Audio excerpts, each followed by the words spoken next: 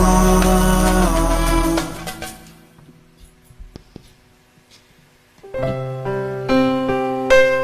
Jodoh itu rahasia Allah. Allah temukan kita dengan orang yang salah pada awalnya dan menemukan jodoh yang sesuai pada akhirnya. Jodoh itu rahmat dan juga ujian dari Allah Subhanahu wa Ta'ala. Sekiranya kekurangan yang aku miliki akan tertutupi oleh kelebihan pasanganku, aku ingin bersamamu karena Allah, maka terimalah aku apa adanya.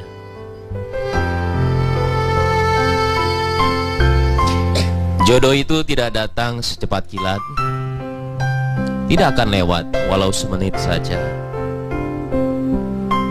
Maka bersabarlah, maka bersabarlah. Jodohku,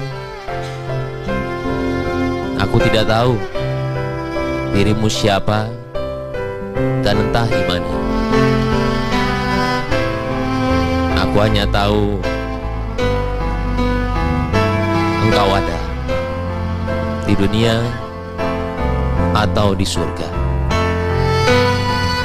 Jika kau tanya kenapa aku memilihmu, itu karena Allah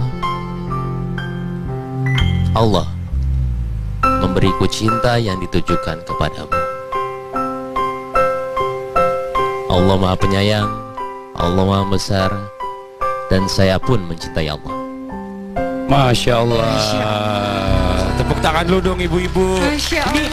Kalau nangis gua. Sebentar. Kalau saya dengar bacaan puisinya dari Baim tadi, kayaknya Baim tuh sebenarnya udah punya seseorang kayaknya deh.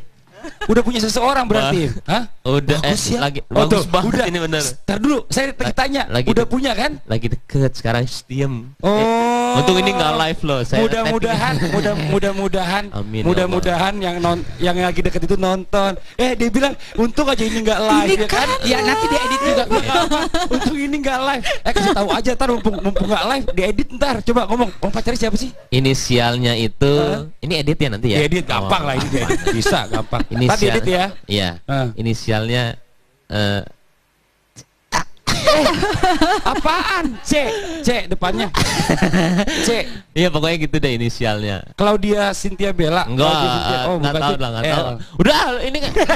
Tadi edit nggak apa. Edit, oke sorry. Ya udah nggak apa, ya udah. Jadi kita nggak mau kasih tahu nih. Janganlah. Ya udah diedit aja. Tapi perasaan ini live deh. Coba lihat tuh di ujung TV-nya ada tulisan live-nya. Nggak apa-apa buat Baim mah, terserah Baim mah nggak apa-apa. Ya udah, gini aja deh sekarang waktunya kita mendengarkan kisah teladan yang akan disampaikan oleh Ustaz Zoki. Silakan Ustaz Zoki.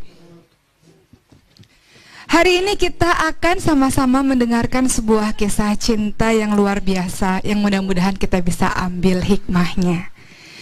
Kita pernah mendengar seorang imam besar bernama Abu Hanifah, yaitu seorang tabi'in generasi setelah Rasulullah SAW, yang memiliki seorang ayah yang luar biasa. Inilah sang ayah yang akan kita ceritakan, bernama Thabit bin Ibrahim. Kisah Thabit bin Ibrahim ketika itu di siang hari yang terik sedang berjalan-jalan di kota Kufah. Ketika merasa haus dan lapar, ia berjalan sampai kemudian ia melihat di sebelahnya ada sebuah kebun buah-buahan yang ternyata ada apel yang ranum yang sangat merah menggelinding keluar dari pagar kebun tersebut. Lalu Thabit bin Ibrahim yang pada keadaan lapar dan haus tersebut pun tidak berpikir dua kali untuk lantas mengambil apel tersebut dan memakannya hingga habis setengahlah apel itu. Ketika ia terus memakannya, kemudian ia tersadar bahwa apa yang aku makan ini sebenarnya bukan milikku, bukan hakku, maka ini adalah sesuatu yang haram bagiku, kata Thabit bin Ibrahim. Maka ia menghentikan memakan apel tersebut, ia berlari bersegera dan menuju ke dalam kebun dan bertemu dengan sang pemilik kebun. Ia mengatakan, maafkan saya karena saya tadi memakan apel ini, dan apel ini sudah saya makan sebanyak setengah ini. Bolehkah apel ini dihalalkan untuk saya? Karena saya tahu ini bukan milik saya dan saya tahu ini barang yang haram untuk saya.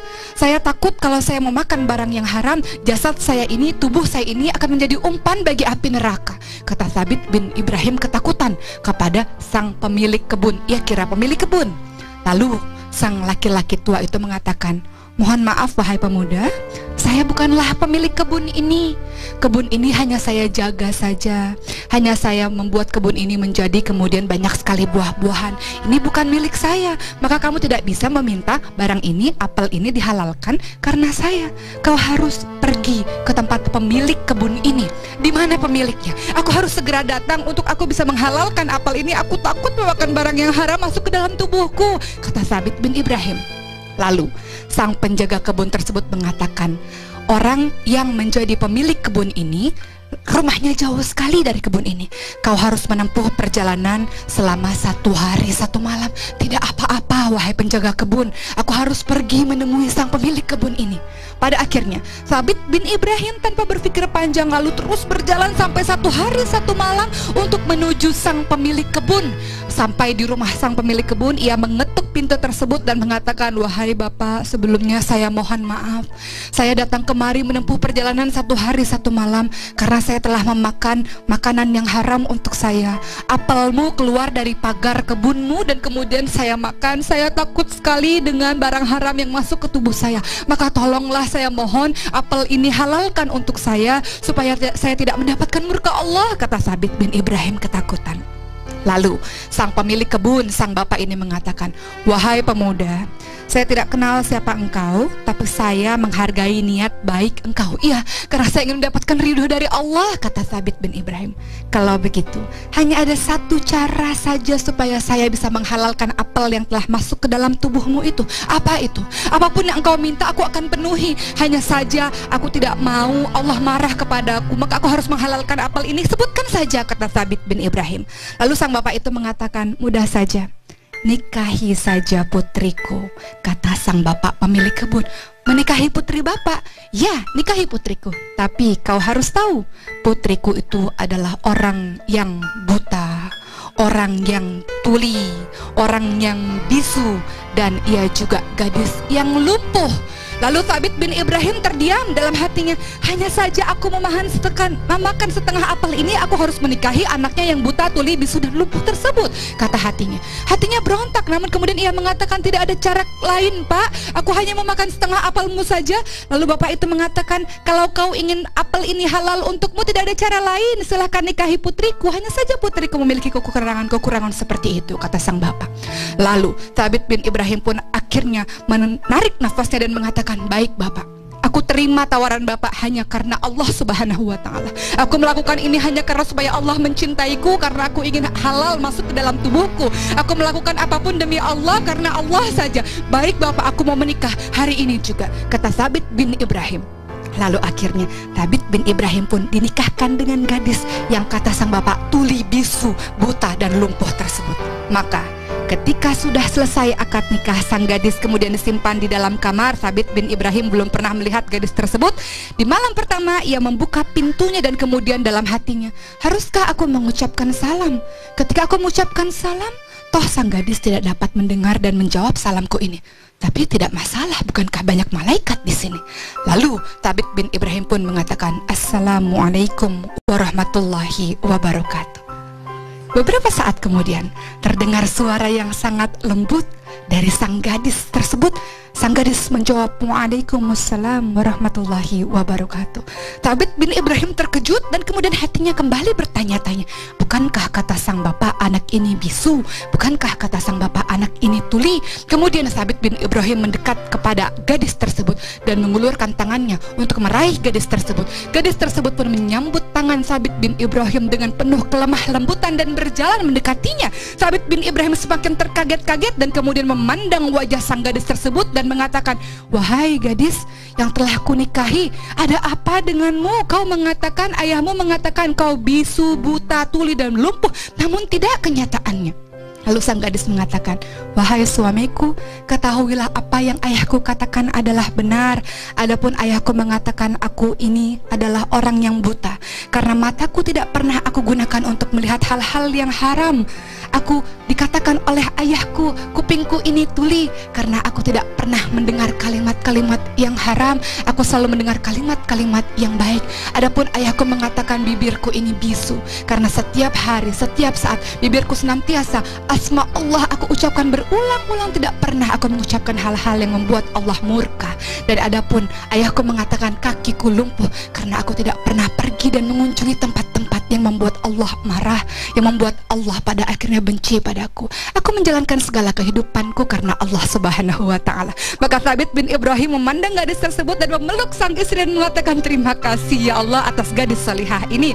Lihat kisah pembelajaran dari Thabit bin Ibrahim. Ia adalah orang baik, maka Allah kirimkan wanita yang baik untuknya. Maka pernikahan di antara keduanya membuahkan seorang anak imam besar yang bernama Imam Abu Hanifah, generasi tabi'in, generasi setelah sahabat dari Allah Rasulullah SAW, generasi setelah sahabat-sahabat yang lain.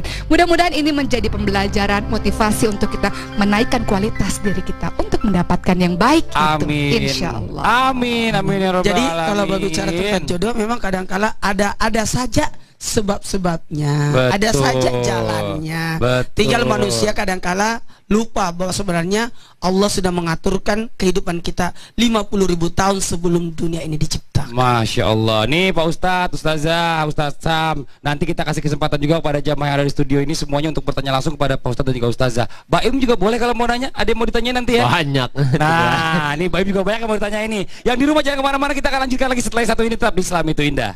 Jamaah, oh jamaah, alhamdulillah.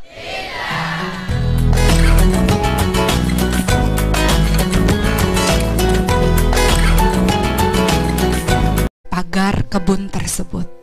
Lalu Thabit bin Ibrahim yang pada keadaan lapar dan haus tersebut pun tidak berpikir dua kali untuk lantas mengambil apel tersebut dan memakannya hingga habis setengahlah apel itu.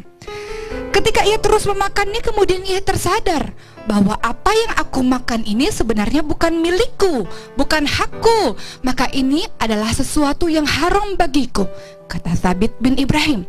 Maka ia menghentikan memakan apel tersebut, ia berlari bersegera dan menuju ke dalam kebun dan bertemu dengan sang pemilik kebun. Ia mengatakan, "Maafkan saya karena saya tadi memakan apel ini, dan apel ini sudah saya makan sebanyak setengah ini. Bolehkah apel ini dihalalkan untuk saya? Karena saya tahu ini bukan milik saya dan saya tahu ini barang yang haram untuk saya. Saya takut kalau saya memakan barang yang haram, jasad saya ini, tubuh saya ini akan menjadi umpan bagi api neraka," kata Thabit bin Ibrahim ketakutan kepada sang pemilik kebun. Ia kira pemilik kebun. Lalu sang laki-laki tua itu mengatakan, "Mohon maaf wahai pemuda, saya bukanlah pemilik kebun ini. Kebun ini hanya saya jaga saja. Hanya saya membuat kebun ini menjadi kemudian banyak sekali buah-buahan. Ini bukan milik saya. Maka kamu tidak bisa meminta barang ini, apel ini dihalalkan karena saya. Kau harus pergi ke tempat pemilik kebun ini. Di mana pemiliknya? Aku harus segera datang untuk aku bisa menghalalkan apel ini. Aku takut memakan barang yang haram masuk ke dalam tubuhku," kata Thabit bin Ibrahim. Lalu sang penjaga kebun tersebut mengatakan, "Orang yang menjadi pemilik kebun ini rumahnya jauh sekali dari kebun ini. Kau harus menempuh perjalanan selama 1 hari 1 malam. Tidak apa-apa wahai penjaga kebun, aku harus pergi menemui sang pemilik kebun ini." Pada akhirnya Thabit bin Ibrahim tanpa berpikir panjang lalu terus berjalan sampai 1 hari 1 malam untuk menuju sang pemilik kebun. Sampai di rumah sang pemilik kebun, ia mengetuk pintu tersebut dan mengatakan, "Wahai bapak, sebelumnya saya mohon maaf. Saya datang kemari Kalau saya dengar Masya bacaan Allah. puisinya dari Baim tadi, kayaknya Baim tuh sebenarnya udah punya seseorang kayaknya deh. Udah punya seseorang berarti. Hah? Udah Bagus ya. lagi Oh, bagus tuh, banget udah. ini bener. Ntar dulu, saya tanya. Lagi Udah dek- punya kan? Lagi deket sekarang diem. Oh. Untung ini nggak live loh. Saya Mudah-mudahan, mudah-mudahan, Amin, ya mudah-mudahan yang lagi deket itu nonton. Dia bilang, untung aja ini nggak live, Ini ya kan? Ya nanti diedit juga. Untung ini nggak live. Kasih tahu aja, ntar mumpung nggak live, diedit ntar. Coba ngomong, pacarnya siapa sih? Inisialnya itu ini edit ya nanti ya. Diedit gampang lah ini, diedit. Bisa gampang. Tadi Inisial, edit ya. Iya. Ah. Inisialnya Apaan? C depannya. C. Iya pokoknya gitu deh inisialnya. Claudia Cynthia Bella. Enggak, Oh, nggak bukan tahu C. lah, nggak tahu. Udah, ini kan. Tadi edit nggak apa. Diedit, oke sorry. Ya udah nggak apa, ya udah. Jadi kita nggak mau kasih tahu nih. Janganlah. Ya udah Bos, diedit aja jangan. deh. Tapi perasaan ini live deh.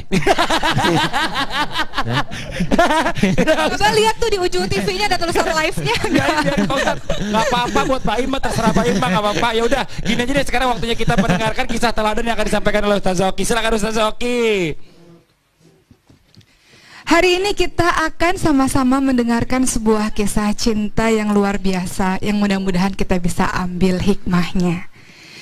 Kita pernah mendengar seorang imam besar bernama Abu Hanifah, yaitu seorang tabi'in generasi setelah Rasulullah SAW, yang memiliki seorang ayah yang luar biasa. Inilah sang ayah yang akan kita ceritakan, bernama Thabit bin Ibrahim. Kisah Thabit bin Ibrahim ketika itu di siang hari yang terik sedang berjalan-jalan di kota Kufah. Ketika merasa haus dan lapar, ia berjalan sampai kemudian ia melihat di sebelahnya ada sebuah kebun buah-buahan yang ternyata ada apel yang ranum, yang sangat merah, menggelinding keluar dari. Ketika sudah selesai akad nikah, sang gadis kemudian disimpan di dalam kamar. Thabit bin Ibrahim belum pernah melihat gadis tersebut.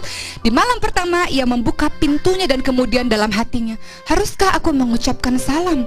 Ketika aku mengucapkan salam, toh sang gadis tidak dapat mendengar dan menjawab salamku ini. Tapi tidak masalah, bukankah banyak malaikat di sini? Lalu Thabit bin Ibrahim pun mengatakan, Assalamualaikum warahmatullahi wabarakatuh. Beberapa saat kemudian terdengar suara yang sangat lembut dari sang gadis tersebut. Sang gadis menjawab, Waalaikumsalam warahmatullahi wabarakatuh. Thabit bin Ibrahim terkejut dan kemudian hatinya kembali bertanya-tanya, bukankah kata sang bapak anak ini bisu?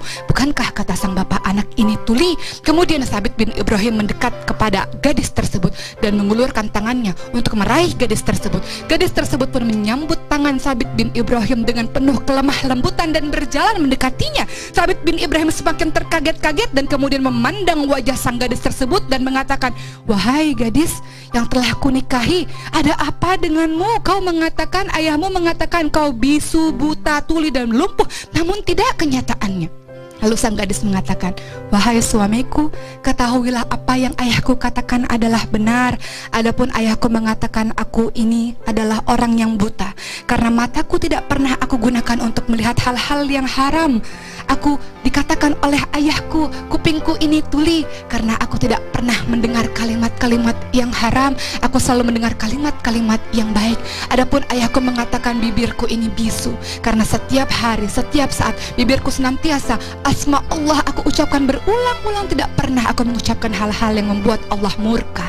Dan adapun ayahku mengatakan kakiku lumpuh, karena aku tidak pernah pergi dan mengunjungi tempat-tempat yang membuat Allah marah, yang membuat Allah pada akhirnya benci padaku. Aku menjalankan segala kehidupanku karena Allah Subhanahu wa ta'ala. Maka Thabit bin Ibrahim memandang gadis tersebut dan memeluk sang istri dan mengatakan, La ilaha illallah.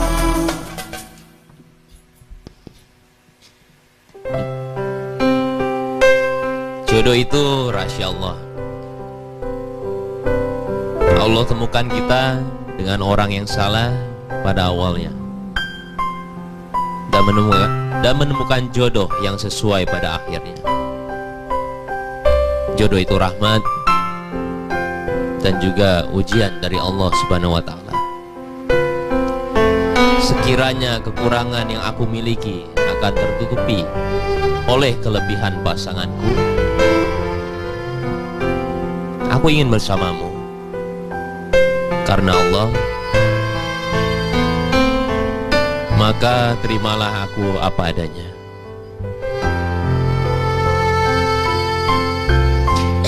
Jodoh itu tidak datang secepat kilat, tidak akan lewat walau semenit saja. Maka bersabarlah, maka bersabarlah. Jodohku, aku tidak tahu dirimu siapa dan entah di mana. Aku Aku hanya tahu engkau ada di dunia atau di surga. Jika kau tanya kenapa aku memilihmu, itu karena Allah memberiku cinta yang ditujukan kepadamu. Allah Maha Penyayang, Allah Maha Besar, dan saya pun mencintai Allah. Masya Allah. Tepuk tangan lu dong ibu-ibu. Masya Allah. Kalau nangis gua. Sebentar. Tempuh perjalanan 1 hari 1 malam karena saya telah memakan makanan yang haram untuk saya. Apelmu keluar dari pagar kebunmu dan kemudian saya makan. Saya takut sekali dengan barang haram yang masuk ke tubuh saya. Maka tolonglah, saya mohon apel ini halalkan untuk saya supaya saya tidak mendapatkan murka Allah, kata Sabit bin Ibrahim ketakutan. Lalu sang pemilik kebun, sang bapak ini mengatakan, wahai pemuda, saya tidak kenal siapa engkau, tapi saya menghargai niat baik engkau. Iya, karena saya ingin mendapatkan ridho dari Allah, kata Sabit bin Ibrahim. Kalau begitu, hanya ada satu cara saja supaya saya bisa menghalalkan apel yang telah masuk ke dalam tubuhmu itu. Apa itu? Apapun yang engkau minta aku akan penuhi. Hanya saja aku tidak mau Allah marah kepadaku, maka aku harus menghalalkan apel ini. Sebutkan saja, kata Sabit bin Ibrahim. Lalu sang bapak itu mengatakan, mudah saja, nikahi saja putriku, kata sang bapak pemilik kebun. Menikahi putri bapak? Ya, nikahi putriku. Tapi kau harus tahu, putriku itu adalah orang yang buta, orang yang tuli, orang yang bisu, dan ia juga gadis yang lumpuh. Lalu Sabit bin Ibrahim terdiam dalam hatinya. Hanya saja aku memakan setengah apel ini, aku harus menikahi anaknya yang buta, tuli, bisu, dan lumpuh tersebut, kata hatinya. Hatinya berontak, namun kemudian ia mengatakan tidak ada cara lain, Pak. Aku hanya memakan setengah apelmu saja. Lalu bapak itu mengatakan, kalau kau ingin apel ini halal untukmu, tidak ada cara lain, silahkan nikahi putriku. Hanya saja putriku memiliki kekurangan seperti itu, kata sang bapak. Lalu Sabit bin Ibrahim pun akhirnya menarik nafasnya dan mengatakan, baik bapak, aku terima tawaran bapak hanya karena Allah Subhanahu wa ta'ala. Aku melakukan ini hanya karena supaya Allah mencintaiku, karena aku ingin halal masuk ke dalam tubuhku. Aku melakukan apapun demi Allah, karena Allah saja. Baik bapak, aku mau menikah hari ini juga, kata Sabit bin Ibrahim. Lalu akhirnya Sabit bin Ibrahim pun dinikahkan dengan gadis yang kata sang bapak tuli, bisu, buta, dan lumpuh tersebut. Maka